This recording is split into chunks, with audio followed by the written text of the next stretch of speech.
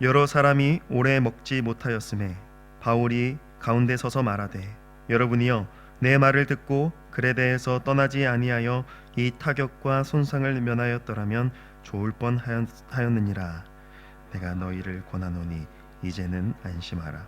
너희 중 아무도 생명에는 아무런 손상이 없겠고 오직 배뿐이니라.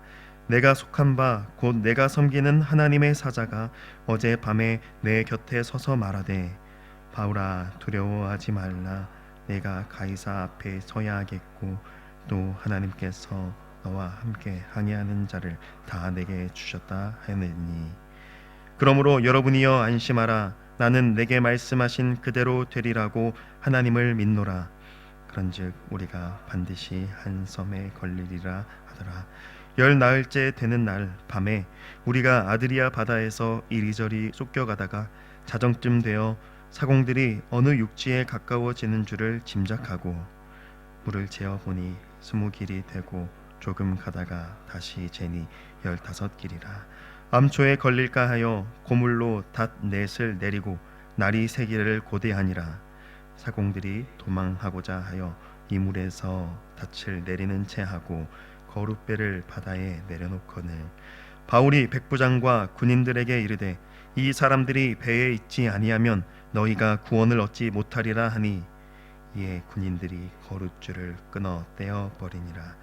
날이 새어가매 바울이 여러 사람에게 음식 먹기를 권하여 이르되, 너희가 기다리며 먹지 못하고 줄인 지가 오늘까지 열 나흘인즉 음식 먹기를 권하노니 이것이 너희의 구원을 위하는 것이요 너희 중 머리카락 하나도 잃을 자가 없으리라 하고, 떡을 가져다가 모든 사람 앞에서 하나님께 축사하고 떼어 먹기를 시작하매 그들도 다 안심하고 받아 먹으니 배에 있는 우리의 수는 전부 276명이더라.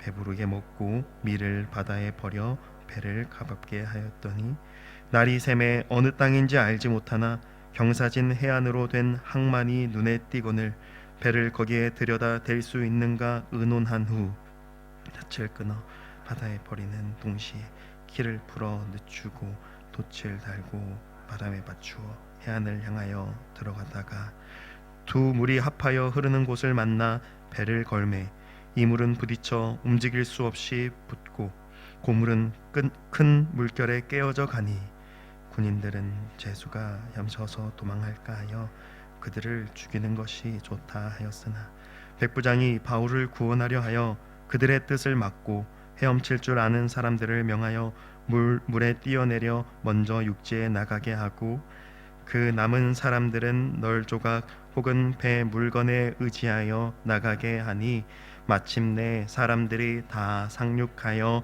구조되니라. 아멘. 오늘 본문 말씀 21절에서 26절을 보면 바울이 선상에서 배에 탄 사람들에게 주님의 말씀을 전하게 됩니다. 지금 바울이 탄 배는 유라굴로를 만나서 파선하게 될 위기 가운데 있는데, 그 가운데 바울은 하나님의 말씀을 전하고 있습니다. 바울은 먼저 사람들을 안심시킵니다. 22절을 보면 너희 중 아무도 생명에는 아무런 손상이 없겠고 오직 배뿐이리라 라고 합니다. 그리고 그 이유에 대해 말하기를, 어젯밤에 하나님의 사자가 나타나 전해준 말 때문이다 라고 합니다. 24절 말씀과 같이 하나님은 바울을 가이사 앞에 세우기 위해 로마로 보내고 계시죠. 바울은 자신을 로마까지 인도하실 하나님께서 함께 배에 탄 모든 사람도 지켜주실 것이라고 말합니다. 지금까지 하나님의 인도하심으로 여기까지 온 바울은 앞으로도 인도해 주실 하나님을 신뢰하는 것입니다. 몇 번의 죽을 뻔한 위기 속에서도 주님께서 바울을 말씀으로 위로하여 주시고 힘을 주셨기 때문에 바울은 하나님을 신뢰할 수 있었던 것입니다. 하나님은 지금 바울의 입술을 통해 말씀하고 계십니다. 배에 탄 사람 한 사람도 손상당하지 않을 것이다 라고 말입니다. 그런데 이 말씀을 들은 사람들의 반응이 다르게 나타납니다. 이어지는 27절부터 32절 말씀을 보면 배에 타고 있던 사공들이 등장합니다. 이 사공들은 바울이 전한 말씀을 듣지 않았던 것일까요? 그들은 나름대로 바다를 많이 다녀봤던 경험이 있었던 것으로 보입니다. 유라굴로 폭풍이 얼마나 너무 거셌던지 자신들의 사공 경험으로는 도저히 헤쳐나갈 수 없을 것 같아서 배에서 도망갈 계획을 꾸미는 것이었습니다. 그들은 배가 육지에 가까워지는 줄 알고 물의 깊이를 재고 닷을 내립니다. 30절 말씀과 같이 그들은 닷을 내리는 척하면서 거룻배를 띄워 도망가려 했던 것입니다. 그 모습을 알았던 목격한 바울이 백부장과 군인들에게 말하기를 이 사람들이 배에 있지 아니하면 너희가 구원을 얻지 못할 것이다 라고 합니다.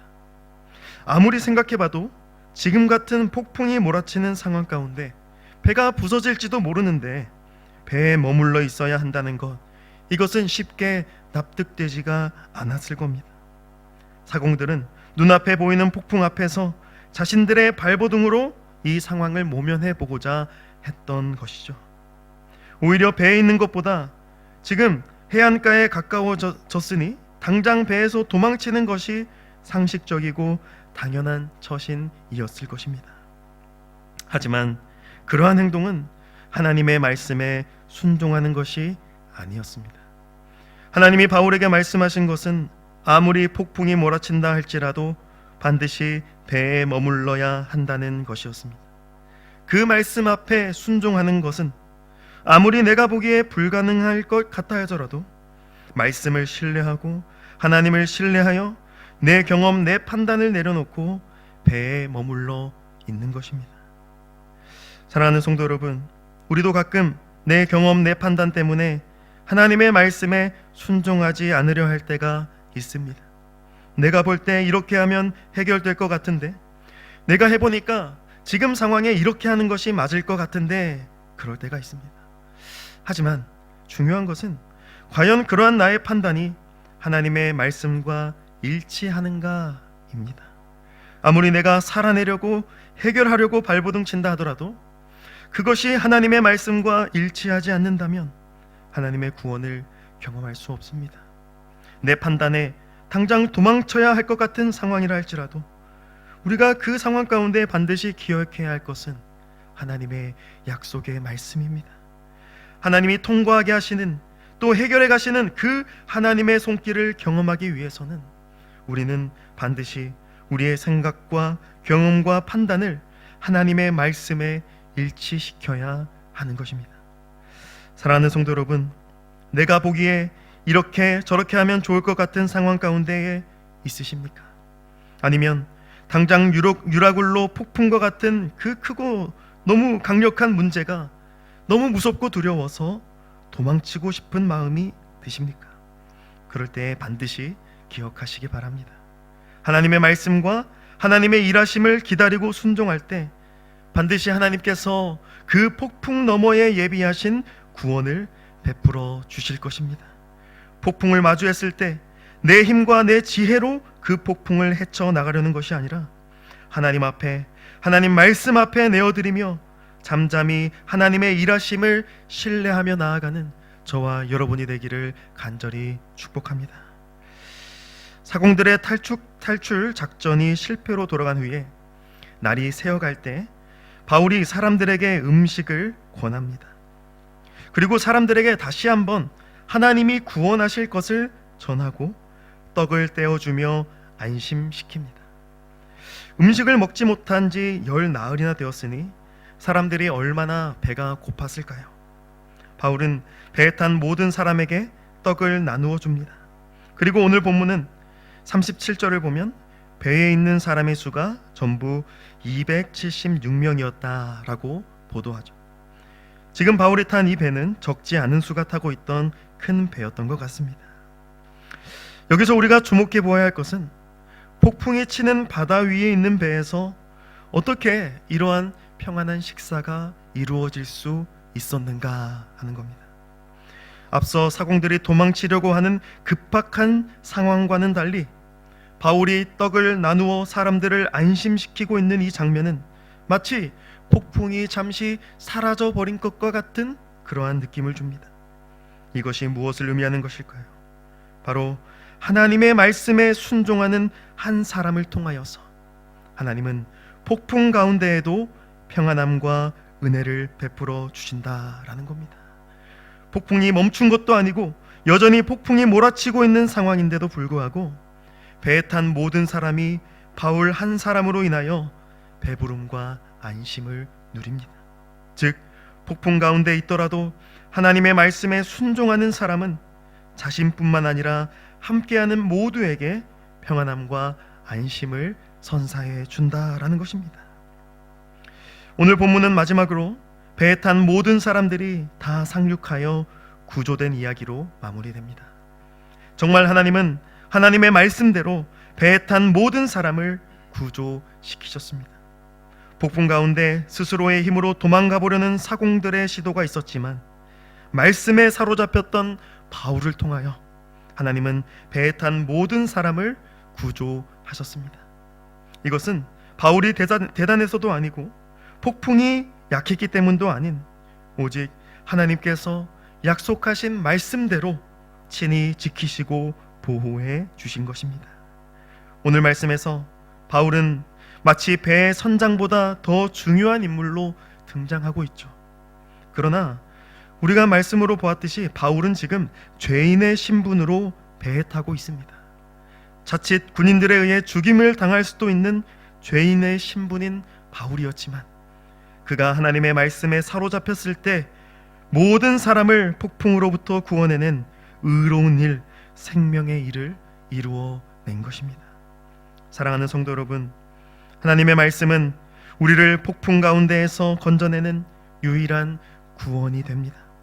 내 경험, 내 생각, 내 지혜를 의지하는 것이 구원이 아니라 오직 하나님의 말씀 앞에 나의 모든 판단을 내어 맡겨드릴 때 하나님이 주시는 안심과 평안을 경험하는 우리가 될 것입니다. 또한 우리가 바울과 같이 하나님의 말씀에 사로잡혀 살아갈 때 우리가 있는 곳에 하나님의 구원과 하나님의 은혜가 흘러나게 될 것입니다. 오늘 말씀의 바울처럼 우리가 비록 표면상 죄인된 신분이라 할지라도 우리의 내면은 하나님의 말씀으로 거듭난 의인이라는 사실을 기억하며 우리의 구원이며 우리의 생명이 되시는 하나님의 말씀 의지하여 승리하는 저와 여러분이 되기를 주님의 이름으로 간절히 축복합니다. 아멘. 하나님 아버지, 하나님의 말씀이 우리의 구원이며 우리의 생명임을 믿습니다. 비록 우리는 연약하여서 유라굴로와 같은 현실 앞에 자꾸만 내 경험, 내 생각으로 해결해 보려고 합니다. 주여, 우리를 말씀으로 성령으로 사로잡아 주셔서 나의 노력과 나의 지혜가 아닌 오직 말씀의 인도함을 받아 평안함과 구원의 은혜를 누리게 하여 주옵소서.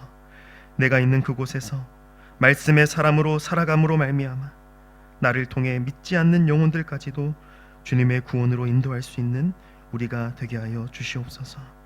오늘도 죄인된 우리를 말씀으로 새롭게 하사 의롭다 여겨주시는 주 예수 그리스도의 이름으로 간절히 기도드리옵나이다. 아멘.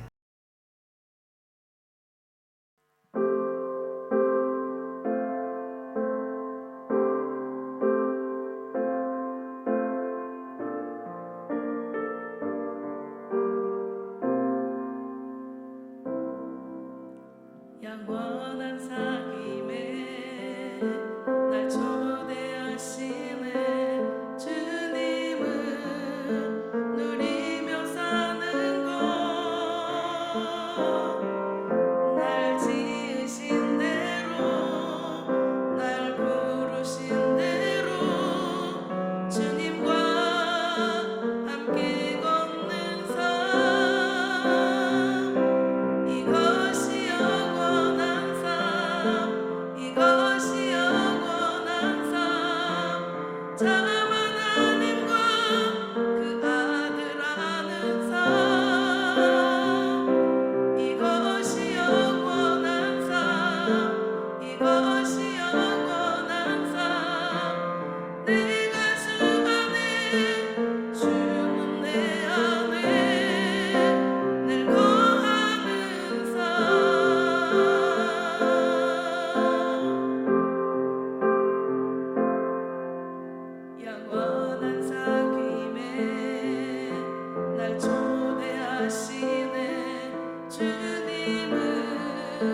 눈이